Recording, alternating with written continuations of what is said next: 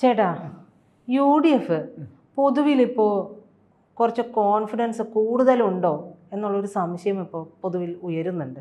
സത്യമാണോ? ആണെങ്കിൽ തന്നെ എന്താണ് അതിന് പിന്നിലുള്ള കാര്യം? ഇത്ര കോൺഫിഡൻസിൽ വരാനുള്ളൊരു കാര്യം എന്താ? പ്രജിത, ഇതിനകത്ത് നമ്മളൊരു ചെറിയ ഉദാഹരണം പറയുമ്പോൾ തുല്യം നിൽക്കുന്ന രണ്ട് ടീമുകളുണ്ടാവും. നമ്മൾ ഫുട്ബോൾ കളി എടുത്താലോ ക്രിക്കറ്റ് തന്നെ എടുക്കാം. കാര്യം യുവജനത ക്രിക്കറ്റാണ്. നമ്മുടെ ഓപ്പണേഴ്സ്, മൂന്നാം നമ്പർ, മിഡ്ഫീൽഡ് അല്ല, മധ്യനിര, അവസാനം വാലറ്റം. ഇതിൽ എല്ലാവരും മികച്ചതാണ് രണ്ട് ടീമിലൊന്നുണ്ടെങ്കിലും ഒരു ഓവർ കോൺഫിഡൻസ് ഒരു ടീം എടുക്കുകയാണെങ്കിൽ എപ്പോഴും വേണോ അനിശ്ചിതത്വം ഉണ്ടാകും ക്രിക്കറ്റിൽ. അതുപോലെ UDFിൻ്റെ ചില തീരുമാനങ്ങൾ അനിശ്ചിതത്വം അവരെ വേട്ടയാടിയതാണ് കഴിഞ്ഞ തെരഞ്ഞെടുപ്പിൽ അവർക്ക് നേരിടേണ്ടി വന്നത്. അവർ കരുതി ഇവരെ ഒരു സ്വഭാവം വെച്ചിട്ട് ഇവർ ഈ പറയുന്ന ആസ് യൂഷ്വൽ സംഭവിക്കുന്നത് സംഭവിച്ചു പോകുമെന്ന് അവർ കരുതി. പിണറായി വിജയനോ LDFോ ഒരിക്കലും കരുതിയില്ല തങ്ങൾക്ക് ഒരു രണ്ടാം ഭരണം കിട്ടുമെന്ന്. പക്ഷേ ഇന്ന് വരെ ഇന്ത്യ മഹാരാജ്യത്ത് നമ്മൾ ചരിത്രം പരിശോധിക്കുമ്പോൾ AAP 2 തവണ ഭരണത്തിൽ വന്നു. ഡൽഹിയിൽ മുട്ടുമടക്കി പോവേണ്ടി വന്നു, അല്ലേ? അപ്പൊ ഡൽഹിയിൽ സംഭവിച്ചിരിക്കുന്നത് പോലെ തന്നെ ബ്രൂവറി വിഷയം തുടങ്ങി പല കാര്യങ്ങളും ഇവിടെ കേരളത്തിൽ സംഭവിച്ചുകൊണ്ടിരിക്കുകയാണ്. രണ്ടാമതൊരു തവണ കൂടെ ഭരണത്തിൽ വരുമ്പോൾ ഉദ്യോഗസ്ഥരുടെ കൈയിട്ട് വാരക്കം കൂടും. അപ്പോൾ ആ കൈയിട്ട് വാരക്കം കൂടിയതിൻ്റെ ഫലമായിട്ടാണ് ഈ കണ്ട അഴിമതികളെല്ലാം. ഒരു മുഖ്യമന്ത്രിക്ക് ഇന്ന് വരെ കേരളം കണ്ട ഒരു മുഖ്യമന്ത്രിയും ഇത്ര കണ്ട്, അല്ലെങ്കിൽ ഒരു മന്ത്രിസഭ ഇത്ര കണ്ട് ഉദ്യോഗസ്ഥരെ നിയന്ത്രിക്കാതിരിക്കുന്നതിന് പരാജയപ്പെട്ടിട്ടില്ല. കണ്ടില്ലേ? IPS തമ്മിലടി, IAS തമ്മിലടി. അതിൻ്റെ കാരണം എന്താ? ഈ മന്ത്രിമാരുടെ പരാജയമാണ്. അപ്പോൾ UDF കോൺഫിഡൻ്റ് ആണോ എന്ന പ്രതിയുടെ ചോദ്യത്തിന് എനിക്ക് പറയാനുള്ളത്, നമ്മളൊക്കെ രാഷ്ട്രീയ വിദ്യാർത്ഥികളാണ്. നമ്മുടെ ഒരു നിരീക്ഷണത്തിൽ അവർ ഇച്ചിരി ഓവർ കോൺഫിഡൻസിലാണ്. ഓവർ കോൺഫിഡൻസിലാണ്. VD സതീശൻ അവരെല്ലാവരും ഓവർ കോൺഫിഡൻസിലാണ്. ആ ഓവർ കോൺഫിഡൻസ് ഈ CPM മുതലാക്കി കളയും. അത് UDFന് അവരെ കുഴി കൊണ്ട് ചാടിക്കും. കാര്യം ഇവർ കരുതുന്നത് എന്തെന്നറിയോ? മാണി സാറിൻ്റെ മകൻ. ഇപ്പം മാണി സാർ എന്ന് പറയുന്നത്, ഞങ്ങൾ തിരുവനന്തപുരത്ത് ജോലി ചെയ്യുമ്പോൾ മാണി സാർ എല്ലാവർക്കും മാണി സാറാണ്. അദ്ദേഹം ഇപ്പം പ്രജിത തന്നെ ഒരു പേപ്പർ കൊണ്ടുവന്ന, എന്താ കുഞ്ഞെ വരൂ പേപ്പർ മാറ്റിട്ട്, എടാ മാത്യുവേ ഇതൊന്ന് മാറ്റി വെച്ചേക്കടാ എന്ന് പറഞ്ഞ് പറയും. ഇതിന് നമ്മൾ ഇറങ്ങി കഴിയുമ്പോൾ അതെടുത്ത് തോട്ടിട്ടേക്കടാ ഇത് പറയും. ഇത് അദ്ദേഹത്തിൻ്റെ ഒരു സ്റ്റൈലാണ്. പക്ഷേ അദ്ദേഹം വേണ്ടപ്പെട്ടവർക്ക് ചെയ്ത് കൊടുക്കാറുമുണ്ട്. അതുകൊണ്ട് അപ്പൊ അങ്ങനെ അത്തരത്തിൽ മാണി സാറിന്റെ മകൻ Jose K Mani, PJ Joseph, ഇങ്ങനെ ഇവർ തമ്മിലുള്ള അടി അതിനെ ഒന്ന് നിവർത്തിയാൽ കേരള കോൺഗ്രസ് ഒറ്റ ബെൽറ്റാവും. മാണി സാറിന്റെ മകൻ എപ്പോൾ വേണോ ചാടി വരാം.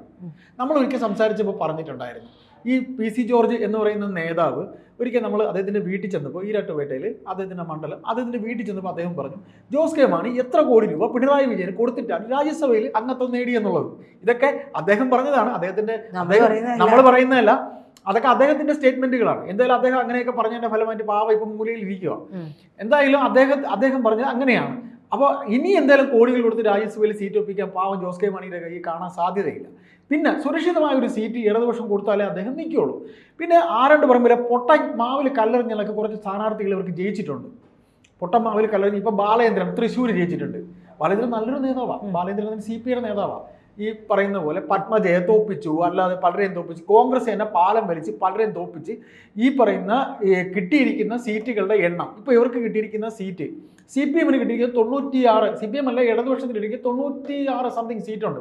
പല MLA മാരെ ഈ 4 കൊല്ലമായിട്ട് എനിക്ക് പോലും ഒരു രാഷ്ട്രീയ വിദ്യാർത്ഥി എനിക്ക് പോലും അറിയില്ല. അത് ഇത്തവണത്തത് എന്താണെന്ന് അറിയോ? ഈ ഇത്തവണത്തെ ഭരണത്തിൽ വന്നപ്പോൾ ഉണ്ടായ പല നേതാക്കളെയും പലർക്കും അറിയില്ല, പല MLA മാരെ അറിയില്ല.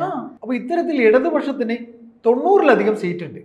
ഈ 90-ലധികം സീറ്റിൽ പ്രജിതയ്ക്ക് ചില MLA മാരെ ഞാൻ ആദ്യമായിട്ട് കേൾക്കുന്ന പോലെ ഇപ്പൊ ഈ 4 വർഷം ഞാൻ നിയമസഭാ അവലോകനമൊക്കെ വായിക്കുന്ന ഒരാളാണ്.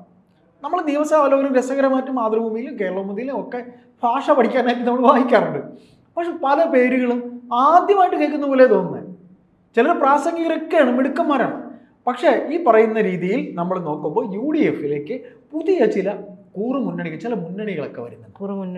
ചില കൊച്ചു മുന്നണികൾ. അവിടെ നിന്നൊക്കെ നല്ല ഘടകകക്ഷികളായിട്ട് വരാൻ, കാര്യം ഇവർ ഭരണത്തിൽ വരും എന്നൊരു കോൺഫിഡൻസ് അവരിലൂടെയാണ് ഇവർക്ക് കിട്ടുന്നത്. അതായത് ഈ ഇർക്കിൽ പാർട്ടികൾ കോൺഗ്രസിനോട് ഒട്ടുന്നുണ്ട്. കോൺഗ്രസിനോട് ഒട്ടുന്നുണ്ട്. കാര്യം വി ഡി സതീശന്റെ പ്രകടനം, കേന്ദ്രത്തിൽ നിന്ന് പിണറായി പറയുന്ന പ്രിയങ്കയുടെ ഇടപെടൽ, കോൺഗ്രസിന് ഇവിടെ ജയിക്കണം, അങ്ങനെയൊക്കെയുള്ള വരുമ്പോൾ ചില ആൾക്കാർ ഇതിനകത്ത് വരും. ഞാൻ ഇത് പറയാൻ കാര്യം, ഈ കഴിഞ്ഞ ദിവസം സാമൂഹ്യ മാധ്യമങ്ങളിൽ നിറഞ്ഞു നിൽക്കുന്ന ഒരു പഴയ ഇടതുപക്ഷക്കാരനായ VS-നൊപ്പം നിന്ന ഒരു പ്രമുഖ നേതാവ്, എനിക്ക് പേര് പറയുന്നത് ബുദ്ധിമുട്ടുണ്ട്, അദ്ദേഹത്തിനെ പോലീസ് അറസ്റ്റ് ചെയ്യുന്നു.